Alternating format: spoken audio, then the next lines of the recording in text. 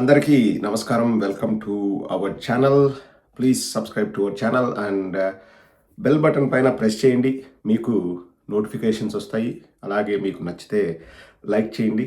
ఈరోజు జూనియర్ ఎన్టీఆర్ గారి పుట్టినరోజు. Many happy returns of the day to junior NTR. Social మీడియాలో మ్యాన్ ఆఫ్ మాసెస్ ఎన్టీఆర్ అనే ఒక హ్యాష్ ట్యాగ్ బాగా ట్రెండ్ అవుతుంది. అండ్ నటన వరకు వస్తే అండి, జూనియర్ ఎన్టీఆర్ గారు allrounder. He can do anything. సినిమాల వరకు ఇప్పుడు పీక్ స్టేజ్కి వచ్చాడు కెరియర్లో. He can do any type of character. అందులో ఒదిగిపోగలడు. ఎమోషన్స్ కానీ, లేకపోతే అగ్రెసివ్నెస్ కానీ, కైండ్నెస్ కానీ, డ్యాన్స్లు, ఫైట్లు ఏవైనా అవలీలగా చేసేయగలడు. He has come to that stage.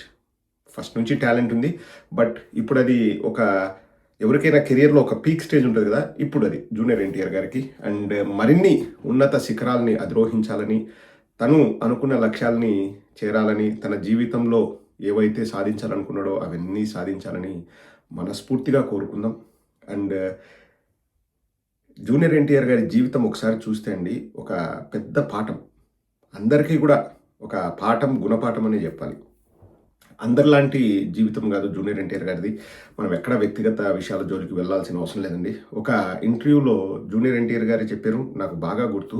అంటే చిన్నప్పుడు నాకు అందరిలాగా లేదు, మేము కొన్ని ఇబ్బందులు ఎదుర్కోవాల్సి వచ్చింది, అందరూ మా గురించి మాట్లాడేవాళ్ళు అని చెప్పేసి చెప్పారు. అండ్ ఒక చైల్డ్కి అండి, ఈ 3-4 సంవత్సరాల వయసు కొంచెం తెలిసినప్పటి నుంచి ఒక 15-16 ఏళ్ళ వయసు వరకు అది చాలా క్రూషియల్ పీరియడ్. అంటే అతను మానసికంగా ఎంత హ్యాపీగా ఉన్నాడన్నది ప్రతి ఒక్క తల్లిదండ్రులు కూడా చూసుకోవాల్సిన విషయం. కానీ ఆ క్రూషియల్ పీరియడ్లో జూనియర్ ఎన్టీఆర్ గారు ఎన్నో ఇబ్బందులు ఎదుర్కోవాల్సి వచ్చింది. ఏంటి అన్నది అందరికీ తెలుసు. ఇంక నేను దాని గురించి మాట్లాడదలుచుకోలేదు. అది తప్ప రైటా కూడా ఇక్కడ నేను మాట్లాడదలుచుకోలేదు అనేది, ఎందుకంటే అది ప్యూర్లీ పర్సనల్. కానీ జూనియర్ ఎన్టీఆర్ గారే ఒక ఇంటర్వ్యూలో చెప్పారు, నా బాల్యం అంతా ఏమంత ఈజీ కాదు, అన్ని మాటలు పడాల్సి వచ్చింది అని చెప్పేసి. కానీ వారి తల్లిగారు జూనియర్ ఎన్టీఆర్ గారికి అన్ని విషయాల్లో చక్కగా తర్ఫీదునిచ్చారు. మరీ ముఖ్యంగా నృత్యం నేర్పించారు. అదే జూనియర్ ఎన్టీఆర్ గారికి తర్వాత సినిమాల్లోకి వచ్చిన తర్వాత చాలా బాగా ఉపయోగపడింది. అందరికంటే బెస్ట్ డాన్సర్ అనిపించుకునేలాగా ఆ ప్లాట్ఫామ్ ఏదైతే క్రియేట్ చేశారో అది ఉపయోగపడింది. అంటే ఒక జూనియర్ ఎన్టీఆర్ గారి తల్లి గారిని మాత్రమే ఇక్కడ మనం అభినందించాల్సిన అవసరం లేదు. ఎందుకంటే జూనియర్ ఎన్టీఆర్కి ఇష్టం లేదనుకోండి, తను అంతగా నేర్చుకోలేడు. తను కూడా నాట్యం అంటే ఇష్టం కాబట్టి నేర్చుకున్నాడు. ఆ నేర్చుకున్న ఆ నాట్యం ఇప్పటికీ కూడా ఉపయోగపడుతుంది జూనియర్ ఎన్టీఆర్ గారికి. అండ్ మనం చూస్తే అండి, ఇది నేను మాట్లాడచ్చు దీని గురించి. ఎప్పుడైతే జూనియర్ ఎన్టీఆర్ గారి సినిమా, నాకు తెలిసి నిన్ను చూడాలనే ఏదో ఫస్ట్ సినిమా రామోజీరావు తీసాడు. ఆ సినిమా ఓకేగా ఆడింది. అండ్ నెక్స్ట్ ఎప్పుడైతే జూనియర్ ఎన్టీఆర్ హీరోగా వచ్చాడో, అంటే ఇక్కడ ఒకటి మాత్రం వాస్తవం అండి, తెలుగుదేశం వాళ్ళు కానీ, సీనియర్ ఎన్టీఆర్ గారి అభిమానులు కానీ, బాలకృష్ణ గారి అభిమానులు కానీ అతన్ని వెల్కమ్ చేశారు. అప్పట్లో మన నెక్స్ట్ తరం వచ్చాడు, పోలికలన్నీ రామారావు గారి లాగా, అలాగే హరికృష్ణ గారి లాగా, అలాగే ఆ స్మైల్ కూడా రామారావు గారి స్మైల్ లాగా ఉంది అని చెప్పేసి వాళ్ళు కూడా అటాచ్ అయ్యారు జూనియర్ ఎన్టీఆర్ గారికి.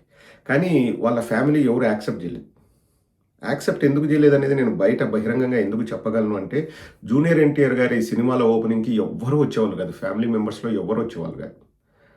అతనికి పోటీగా తారకరత్న గారిని ఒకే రోజు 9 సినిమాలు ఓపెన్ చేశారు. చేసిన రోజు రామారావు గారి కొడుకులు మొత్తం అక్కడ ఉన్నారు, హాజరయ్యారు. హరికృష్ణ గారు కూడా హాజరయ్యారు. ఏది తారకరత్న గారి సినిమా ఓపెనింగ్కి మొత్తం అందరూ హాజరయ్యి అతనే 3వ తరం, అంటే ఏది ఫస్ట్ తరం రామారావు గారు, 2వ తరం బాలకృష్ణ అయితే 3వ తరం నందమూరి హీరో అని చెప్పేసి బాగా ప్రొజెక్ట్ చేసి ఊదరగొట్టారు. బాగా అప్పట్లో ఈ మీడియా ఇంత లేదు, న్యూస్ పేపర్లు కదా, ఏ న్యూస్ పేపర్లో చూసినా ఇంకా మొత్తం తారకరత్న ఫోటోలే. ఆ రోజు 9 సినిమాలు ఒకే రోజు, Guinness book of world record, అది ఒక చరిత్రని. అందులో 2 సినిమాలు 3 సినిమాలు రిలీజ్ అయ్యాయి అనుకుంటా, మిగతావన్నీ అటకెక్కే, అది వేరే విషయము. కానీ మట్టిలో మాణిక్యం జూనియర్ ఎన్టీఆర్. టాలెంట్ అన్నది ఎవ్వడూ ఆపలేడండి. ఆ ఉన్న టాలెంట్కి సరైన టీం గన పడిందంటే ఎక్కడికైనా వెళ్ళగలడు అన్నదానికి చక్కటి ఉదాహరణ జూనియర్ ఎన్టీఆర్ గారు. తర్వాత చాలా చాలా చీత్కారాలు తర్వాత కూడా తనకు స్టార్డమ్ వచ్చిన తర్వాత కూడా చీత్కారాలు ఎదుర్కొన్నాడు. తనకు కూడా అంటే ఈ చిన్న వయసులో ఇంత పెద్ద పేరు రావడం వల్ల కొన్నిసార్లు ఏమైతదంటే వాళ్ళకు కూడా ఆ 20, 21 ఏళ్ల వయసులో దాన్ని తీసుకోవడం చాలా కష్టం. జూనియర్ ఎన్టీఆర్ గూడా అంటే చాలామంది అనేవాళ్ళు ఏదో చిరంజీవిని తిట్టాడు, లేకపోతే ఒక లైవ్‌లో చిరంజీవి అంటే ఎవరంటే నాగార్జున గారు ఫోన్ చేసి చిరంజీవిని అట్లా అనొద్దు, నువ్వు చిన్న పిల్లోడివి నేర్చుకో అని చెప్పి మందలించారు అని చెప్పేసి కూడా కొన్ని కథలుంటాయి. దాంట్లో ఎంతవరకు నిజం అబద్ధం మనకు తెలీదు గానీ, బట్ ఒకానొక స్టేజ్‌లో అంటే ఇంక నేను ఏదైనా సాధించగలను. అది జూనియర్ ఎన్టీఆర్ తప్పు కాదండి. ఆ వయసులో ఆ మెచ్యూరిటీ ఉండదు. రజనీకాంత్ గారు ఒక మాట అన్నారంట జూనియర్ ఎన్టీఆర్ గారి గురించి. 'సింహాద్రి' సినిమా చూసి 20 ఏళ్లకే ఈ పిల్లగాడు అన్నీ చేస్తే 30, 35 ఏళ్ళు వచ్చినప్పుడు చేయడానికి ఏముంటాయి? అంటే అంత మాస్ క్రేజ్ వచ్చింది. మామూలు క్రేజ్ కాదండి. 'సింహాద్రి'కైతే ట్రాక్టర్లు, లారీలు గ్రామాల నుంచి అది మామూలు హిట్ కాదు. ఇప్పుడు ఉన్న అన్నిటికంటే ఈ గ్రాఫిక్సు, ఏఐ లేకపోతే ఈ గ్రీన్ స్క్రీను, గ్రీన్ మ్యాటు ఇవన్నీ లేని రోజుల్లో ఊదరగొట్టింది అది సినిమా. మామూలు హిట్ కాదు.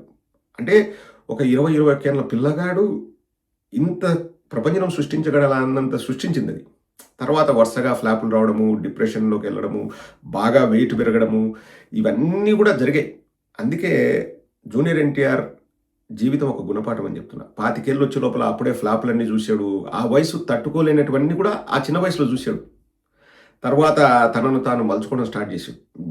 థాంక్స్ టు రాజమౌళి గారు. అది 'యమదొంగ' సినిమాకి బరువు తగ్గాడు. ఎలా తగ్గాడన్న దాని గురించి కూడా చర్చలు జరుగుతాయి. మనకు అనవసరం. బరువు తగ్గాడు.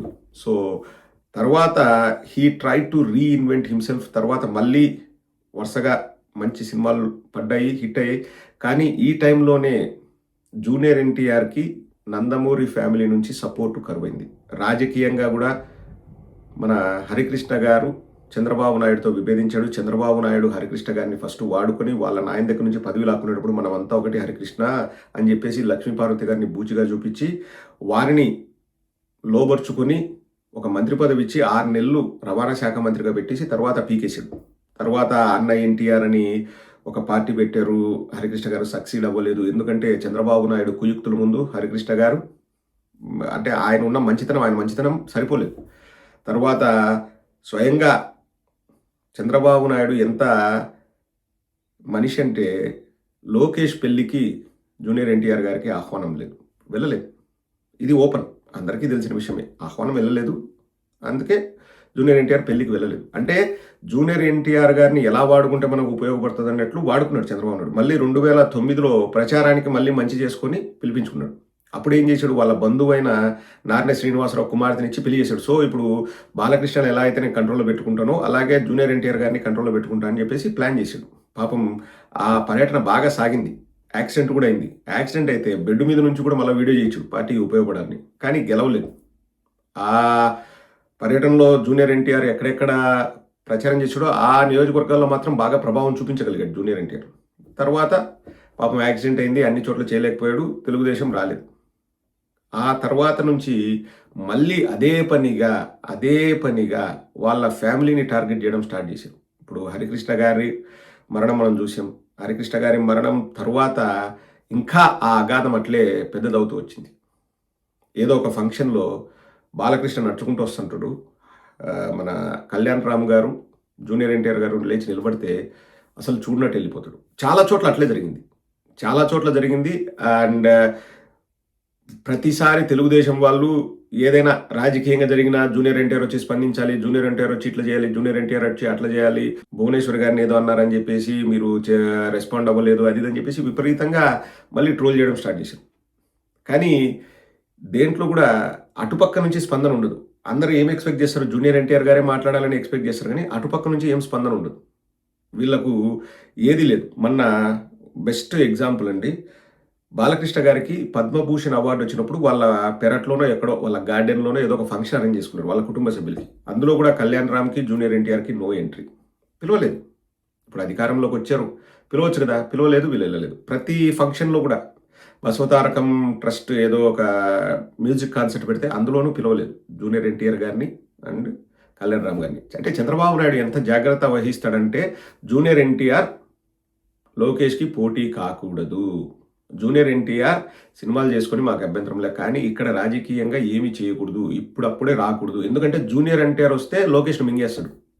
తన ప్రసంగాలతో కానీ, తన చార్మ్‌తో గానీ, తనకున్న క్రేజ్‌తో గానీ ఊపబడేస్తాడు. నారా లోకేష్ పుల్లగాలిపోతాడు. జూనియర్ ఎన్టీఆర్ ముందర నారా లోకేష్ దేనికి పనికొస్తాడండి? దేనికి పనికిరాడు. వాక్ చాతుర్యంలో గానీ, వాగ్ధాటి, వాక్పటిమ, ఆ ప్రజల్ని ఆకర్షించడంలో గానీ, ఆ మాస్‌ని ఉర్రూతలూగించడంలో గానీ జూనియర్ ఎన్టీఆర్ అంటే నారా లోకేష్ జూనియర్ ఎన్టీఆర్ కాలిగొట్టు కూడా సరిపోడు. ఇప్పుడు ఏందో వాళ్ళు జాకీలు పెట్టుకొని డబ్బులిచ్చి అన్ని ఛానళ్ళు కొనుక్కొని హీరో అని ఎలివేషన్లు ఇచ్చుకుంటేనే అది నామమాత్రంగా ఉంది తప్పితే జూనియర్ ఎన్టీఆర్‌కి రియల్ క్రేజ్ ఉంది. ఎందుకంటే రియల్ టాలెంట్ అక్కడ ఉంది. ఇంకా అన్నిటికంటే దారుణం అండి, క్లైమాక్స్కి వచ్చినాం. అన్నిటికంటే దారుణం ఏంటంటే అనంతపురం ఎమ్మెల్యే జూనియర్ ఎన్టీఆర్ గారి తల్లిగారిని దారుణాతి దారుణంగా లకారాలు వాడుతూ తిట్టాడు. అనవసరం, అసలు తిట్టాల్సిన అవసరం లేదు. ఏదో సినిమా రిలీజ్ అయితే టికెట్ల దగ్గర ఏదో నాకు తెలియకుండా టికెట్లు తీసుకున్నారా, నాకు తెలియకుండా షో వేసుకున్నారు, అంతవరకు ఓకే, ఆ లోకల్గా మాట్లాడుకోవచ్చు. ఇంకా వాడమ్మ అంటూ అదంటూ ఇదంటూ లకారాలు తిడుతూ జూనియర్ ఎన్టీఆర్ గారి తల్లిగారిని తిట్టారు. తిడితే జూనియర్ ఎన్టీఆర్ గారి అభిమానులు నిరసనలు తెలియజేశారు. పెద్ద ఎత్తున ఉద్యమంలాగే చేశారు. అసలు క్షమాపణ చెప్పాలి, చర్యలు తీసుకోండి. సొంత ఎమ్మెల్యే కదండి, చర్యలు తీసుకోవచ్చు కదా. నారా లోకేష్ నోరు తెరిస్తే ఒట్టు చర్యలు తీసుకోకపోగా ఏదో అందరు ఎమ్మెల్యేలని ఇంటికి పిలిచి భోజనాలు పెడుతున్నా అని చెప్పేసి ఆ అనంతపురం ఎమ్మెల్యేని వాళ్ళ కుటుంబ సభ్యులు కూడా ఇంటికి పిలిచి భోజనం పెట్టాడు నారా లోకేష్. ఇది నిజస్వరూపం నారా లోకేష్ది. ఈరోజు మళ్ళీ హ్యాపీ బర్త్డే తారక్ అని మెసేజ్ పెట్టినాడు. అంటే పోటు మనమే పడవాలి, పాట మనమే పాడాలి, దెబ్బ మనమే కొట్టాలి, మందు మనమే పోయాలి. నా ఆయన దగ్గర నుంచి నేర్చుకున్నాడు. ఒక పక్కేమో జూనియర్ ఎన్టీఆర్ గారి తల్లి గారిని లకారాలతో తిట్టిస్తారు. ఇప్పుడు జూనియర్ ఎన్టీఆర్ గారికి హ్యాపీ బర్త్డే చెప్తానంట. నేను అందుకనే ట్విట్టర్లో పెట్టా, జూనియర్ ఎన్టీఆర్ గారు వెంటనే రిప్లై పెడితే బాగుంటుంది అనేది నా ఉద్దేశం. అంటే సంస్కారం ఉంది అని చెప్పేసి తెలియజేయడం, అదే వాళ్ళకి పెద్ద శిక్ష. మీరు మా తల్లిని తిడితే మీరేం రెస్పాండ్ కాలేదు, కానీ మీరు హ్యాపీ బర్త్డే చెప్తే నేను రెస్పాండ్ అవుతున్నానని అది రెస్పాండ్ అయినట్లు బాగుంటుంది. కానీ మనం బయటికి చూసేదంతా అంటే ఇప్పుడు హ్యాపీగా కనిపిస్తారు తారలు, అవన్నీ కూడా కరెక్టే, కానీ దాని వెనకాల చాలా పెయిన్ కూడా ఉంటుందండి. మనకు తెలియని భయంకరమైన నొప్పి ఉంటుంది. అవన్నీ వాళ్ళు భరిస్తూ రావాలి. ఒకసారి ఫ్లాప్ అయినప్పుడు ఎంతో బాధపడతారు. ఫ్లాప్ కంటే కూడా జూనియర్ ఎన్టీఆర్ గారి వ్యక్తిగత జీవితం అది పూలపాన్ పెంగారండి, ముళ్ళ మీద ప్రయాణం. ఒక చిన్న పిల్లగాడిని ఒక సమాజం ఒక రకంగా చూస్తే, అంటే నేను ఇక్కడ జూనియర్ ఎన్టీఆర్ గారి గురించి చెప్పట్లేదండి, ఏదైనా కానీ ఒక నార్మల్ అప్బ్రింగింగ్ కాకుండా కొంచెం డిఫరెంట్గా ఉంటే వాళ్ళు ఆ పిల్లలు మైండ్లో ఎంతగా దాన్ని రిజిస్టర్ చేసుకుంటారో దాని ప్రభావం ఎంత ఉంటుంది అనేది చెప్పడం చాలా కష్టం అండి. మనకేముంది బయట నుంచి చూడడం ఈజీ, మనం అనుభవించకపోతే మనం అంటే అటువంటి బాధని మనం అనుభవించకపోతే మనకు పెద్దగా తెలియదు. కానీ వాళ్ళు పడే బాధలు అవన్నిటినీ స్టెప్స్గా మలుచుకుంటూ ఒక్కొక్క అడుగు వేసుకుంటూ ఈరోజు ఈ స్థాయికి వచ్చాడంటే జూనియర్ ఎన్టీఆర్ గారు దేశం గర్వించదగ్గ నాయకుడు. అంటే సినిమాలలో చాలా సంతోషం. అండ్ రాజకీయాల్లో కూడా రావాలి, నేను ఒకటే కోరుకుంటానండి. ఇందాక ట్విట్టర్లో మెసేజ్ పెడితే ఇప్పుడు విష్ చేస్తున్నావు, మంచిగా మాట్లాడుతున్నావు, అదే రాజకీయాల్లోకి వచ్చి నువ్వు విమర్శిస్తావు కదంటే, రాజకీయాలకు వచ్చిన తర్వాత విమర్శించేది వ్యక్తుల్ని కాదు, వ్యక్తులు చేసే పనుల్ని. ఇప్పుడు మా పార్టీ ఇది చేస్తున్నాం, మీరు అది చేస్తున్నాం, అది తప్పంటే ఆ పనిని విమర్శిస్తాం. కానీ జూనియర్ ఎన్టీఆర్ గారిని ఎందుకు విమర్శిస్తాం? జూనియర్ ఎన్టీఆర్ గారు చేసే పనిని విమర్శిస్తాం. ఇప్పుడు నేను ఎక్కడ నారా లోకేష్ని వ్యక్తిగతంగా విమర్శించట్లేదు, నారా లోకేష్ చేసే పనుల్ని విమర్శిస్తున్నా, చంద్రబాబు గారు చేసే పనుల్ని విమర్శిస్తున్నాం. ఖచ్చితంగా విమర్శ ప్రతి విమర్శ అనేది ఉంటుంది, ఖచ్చితంగా ఉంటుంది. ఇప్పుడు నేను జూనియర్ ఎన్టీఆర్ గారిని హ్యాపీ బర్త్డే అని పొగిడితేనే కింద తెలుగుదేశం వాళ్ళు తిడుతున్నారు. మీరు ఎందుకు తిడుతున్నారు? మీరు చేయొచ్చు, వాళ్ళు ప్రశ్నిస్తున్నారు. అదే తెలుగుదేశంలో ఉంటే తెలుగుదేశంలోకి వస్తే అంటే జూనియర్ ఎన్టీఆర్ తెలుగుదేశంలోకి రాడు రాడు రాడు అంటే ఆయనకు రావాలా రాకూడదని కాదు, వీళ్ళు తొక్కి పెడతారు. ఎందుకంటే జూనియర్ ఎన్టీఆర్ గారు రాజకీయాల్లోకి వస్తే నారా లోకేష్ పుల్లగాలిపోతాడు. Nara Lokesh after all junior NTR ముందర ఏ విషయంలో అయినా కానీ. కాబట్టి రాణిస్తారనుకున్నారా? ఎన్టీఆర్ ఫ్యామిలీని అంటే నందమూరి ఫ్యామిలీని రాజకీయంగా ఎంత తొక్కితే, జూనియర్ ఎన్టీఆర్ను ఎంత తొక్కితే నారా లోకేష్కి అంత మేలు. కాబట్టి వాళ్ళు సచ్చినా రానివ్వరు. వస్తాడు, సీఎం అవుతాడు, అదన్నీ పగటి కలలు. ఎందుకంటే జూనియర్ ఎన్టీఆర్కు టాలెంట్ ఉంది, ఆయన వచ్చి ప్రజలకు సేవ చేస్తే మేము హర్షిస్తాము, రావాలని కోరుకుంటాము, ఇవన్నీ ఉన్నాయి. కానీ అంతకంటే 1000 రెట్లు నీచపు బుద్ధి చంద్రబాబు దగ్గర ఉంది, అది ఆయన సొంతం. తొక్కి తొక్కి తొక్కి తొక్కి నందమూరి కుటుంబాన్ని తొక్కి తొక్కి తొక్కి పెట్టాడు. హరికృష్ణ గారి జీవితం మొత్తం ఇబ్బందులు పడ్డారు రాజకీయంగా. ఇంకా జూనియర్ ఎన్టీఆర్ యాడ్ వచ్చింది.